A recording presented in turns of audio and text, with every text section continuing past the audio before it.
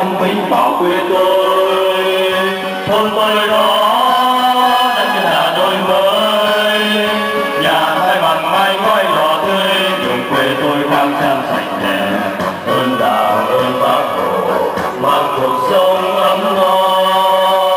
Quê tôi vinh bảo thân thương, ấm áp tình người, xây dựng làng văn hóa, giao thương đoàn kết một lòng.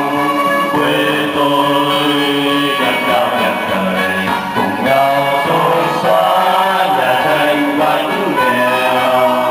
Vinh bảo ơi, nhiều đời đầm ấm màu xanh, nghĩa tình thôn xóm vì nhau vì người.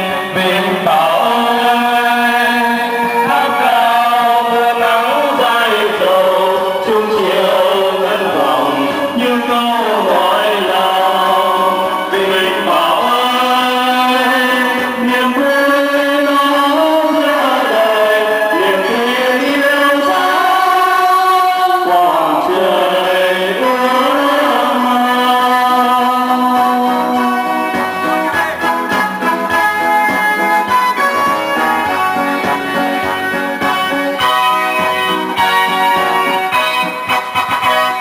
Về thăm Vinh Hòa, mời ghé thăm vinh bảo quê tôi.